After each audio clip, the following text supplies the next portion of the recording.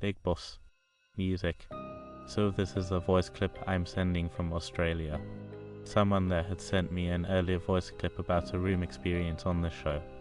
Thanks a lot for sharing that. This next story is much older, actually from before I was born, and it happened in Lahore, Pakistan with my relatives. Specifically, it happened to my maternal uncle.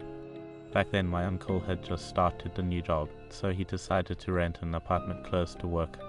It was convenient for him, so he moved in.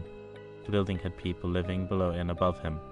He didn't know anyone in the neighborhood, so sometimes he'd feel uneasy in the house at night. He'd hear little sounds like footsteps or creaks, but he didn't pay much attention. He was at work most of the day and came home exhausted, so he'd just watch TV and sleep. At first there were occasional heavy footsteps on the roof or ceiling, like someone walking very heavily. My uncle didn't think much of it. A few days later, while he was sleeping, something happened.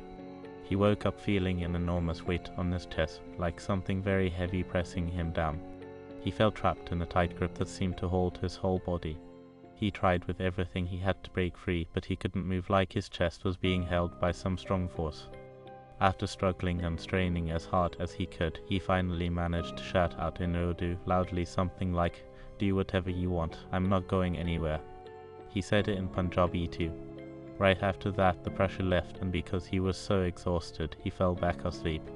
The next day he called my grandmother, and my mother went over to the house.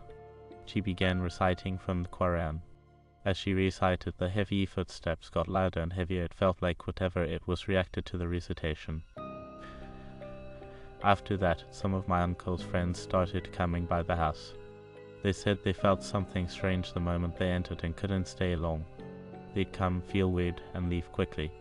People suggested different explanations. Some said maybe kids were trying to scare him, but that wasn't the case. My uncle is a brave man. He isn't easily frightened. Still, after a few months of dealing with the strange things, he decided to move out of the apartment. Later they learned that tenants who'd lived there before had also left suddenly. Some neighbors even reported seeing a woman in white walking on the terrace at night. People joked she might have been a witch, but nobody knew for sure. Anyway, that's the story I wanted to share.